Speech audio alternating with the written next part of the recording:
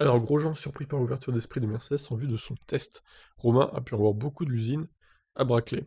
Ce sera une journée complète dans la voiture à la F1 qui avait gagné au Grand Prix de France en 2019, donc la même.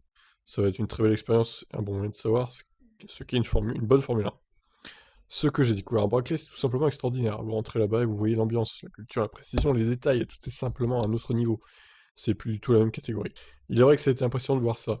Et j'ai eu la chance de tester leur simulateur, voir à quel point ils étaient avancés. Ils m'ont vraiment ouvert les portes. Ils m'ont expliqué ce qu'il y avait derrière tous les boutons, ça m'a même surpris. J'étais très heureux, j'étais impressionné de voir à quel point ils étaient ouverts. Ils m'annonçaient les choses et ils me disaient voilà, on va tout essayer, tu vas rouler comme ça dans un week-end de course. Alors, ce test, ça pourrait être une bonne opportunité pour Romain Grosjean, je dirais, parce que là, il découvre tous les secrets de Mercedes. Donc pourquoi pas se faire recruter par une équipe concurrente l'année prochaine.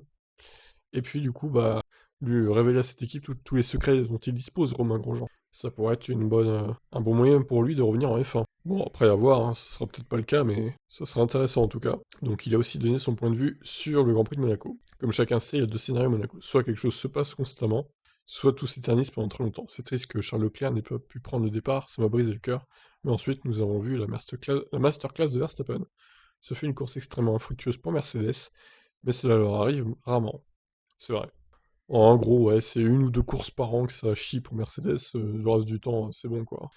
Ils sont au top niveau, donc je pense que ça devrait être une des seules courses cette saison où c'était une catastrophe complète. En tout cas, on a hâte de voir les performances que va réaliser Grosjean au volant de la Mercedes pour son test. Allez, ciao!